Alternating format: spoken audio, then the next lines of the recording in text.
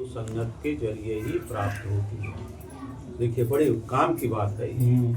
कह रहे हैं अर्जुन, भगवान कृष्ण कह रहे हैं तुम प्रेमी हो, भक्त हो, अच्छे से मेरी बात सुन रहे हो, तो मैं तत्व की बात बताता।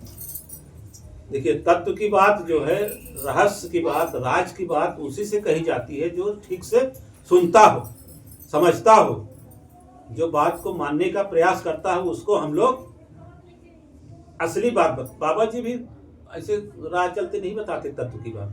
जब देखते हैं कि मेरा ये प्रेमी है, ये जो है बात को समझ रहा है, समझता है, जानने की इच्छा है, तब उसको मतलब की बात, तत्व की बात बताते हैं। तो वही अर्जुन से कह रहे हैं भगवान कृष्ण की तुम प्रेम से, सच्चे भाव से मेरी बात सुन रहे हो, तो मैं तुझे तत्व की बात बताता हूं। तत्व की बात मतलब सार तत्व, असली बात।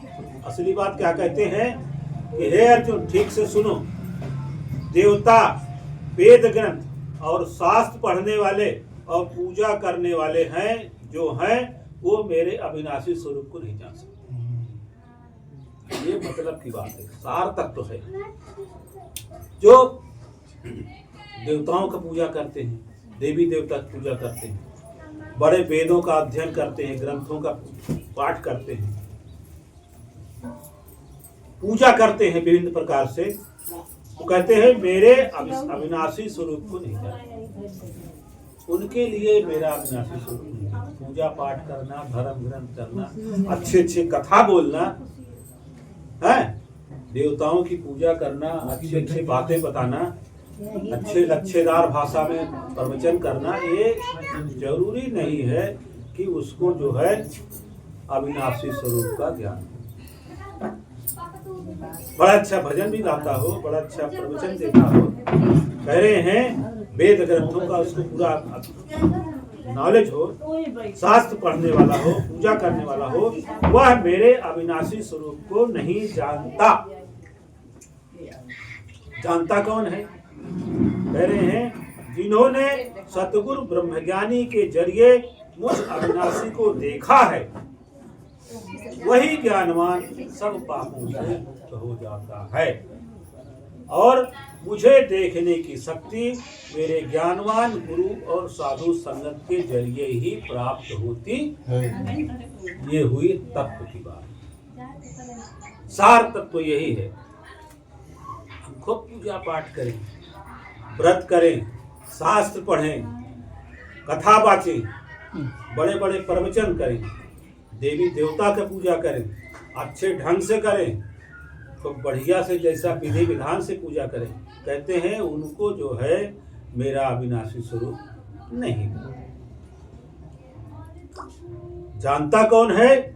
जिन्होंने सतगुरु ब्रह्मज्ञानी के जरिए मुझ अविनाशी को देखा है। अब पूजा करने वाला, पाठ करने वाला, धर्म ग्रंथ पढ़ने वाला, रामायण पढ़ने वाला, गीता पढ़ने वाला, विभिन्न प्रकार के कथावाचक, ये सब जो है देवी देवता की पूजा करने वाले मुझको नहीं जान पाते, मेरे अविनाशी स्वरूप को नहीं जानते। तो कौन जानता है? इसके लिए बता रहे हैं कि जिन्होंने सतगुरु ब्रह्मज्ञानी के जरिए मुझ अविनाशी को देखा है। सतगुरु ब्रह्मज्ञानी, सतगुरु भी, और वो भी ब्रह्मज्ञानी हो। गुरु तो बहुत हैं, सतगुरु भी मान लीजिए बहुत हो जाएंगे, उसमें ब्रह्मज्ञानी सतगुरु, गुरु सतगुरु और ब्रह्मज्ञानी सतगुरु,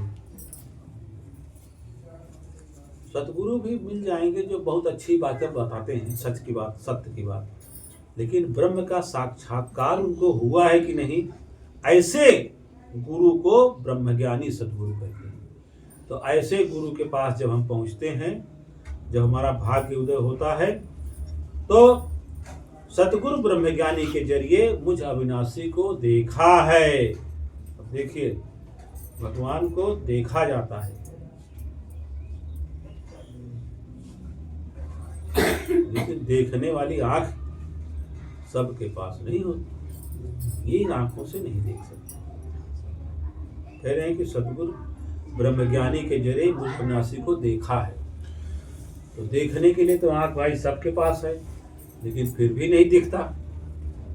तो उसके लिए एक अलग से आँख होती है, हमारे सबके अंदर है, छिपी हुई आँख है।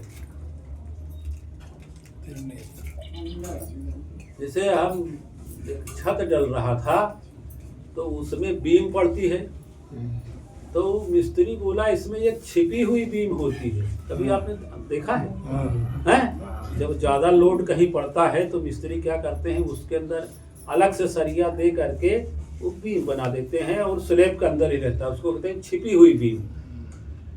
तो हमारे आँख तो है, दो सबके पास है, एक आँख और है, छिपी हुई है, जिसको हम लोग फोटो में देखते हैं। आज भोलेनाथ भगवान का दिन है तो यहाँ पर एक आंख बनी रहती है, दो आंख तो यहाँ है, एक ये तो है दिख रही है, एक आंख यहाँ भी बनी है।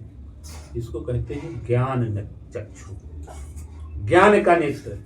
सबके पास ज्ञान का नेत्र है, लेकिन वो खुलता किसी किसी का है, बुद्धि का, ज्ञान का, विवेक का जो आंख है वो खुलता है गुरु का स्मरण, सत्संग, भजन, कीर्तन करने से। जब गुरु की कृपा हो जाती है तब ये आँख खुलती है। यही बात गीता में जो भगवान कृष्ण ने कहा अर्जुन से कि तुम मुझको नहीं देख सकते, ये कई बार चर्चा में आया है।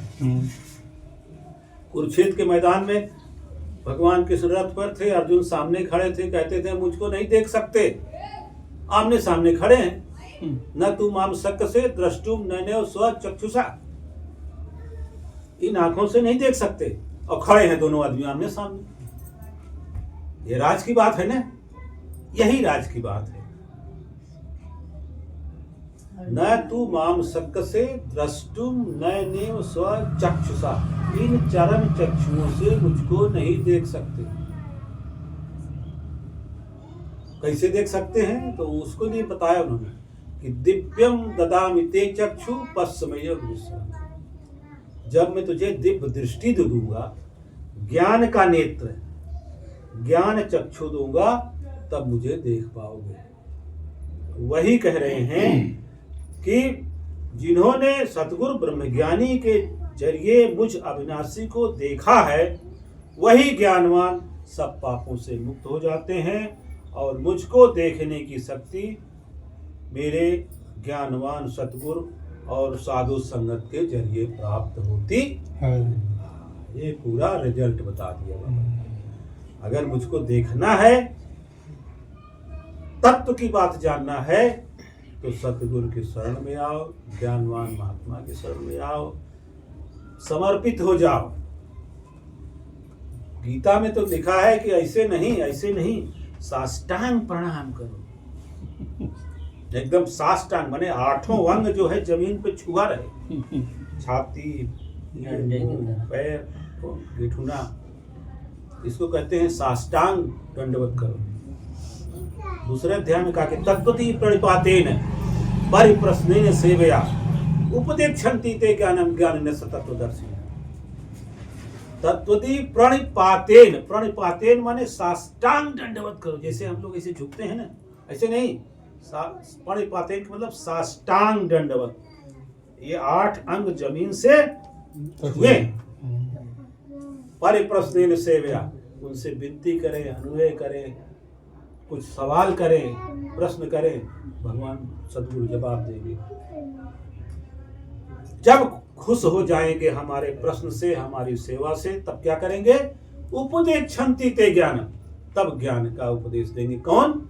ज्ञानिनः तत्वदर्शिनः, जो तत्वदर्शी महात्मा है, ज्ञानवान सतगुरु हैं, वो मुझे ज्ञान का उपदेश देंगे। तो ये समय हम लोग बड़े भाग्यशाली हैं, हम लोग को ऐसा सत्संग मिला है, ऐसे गुरु के सानिध्य में है। तो आज बहुत बढ़िया, बहुत बधाई हो सबको आज के दिन के लिए। प्यार से बोले सतगुरु महाराज जय श्री मेहता।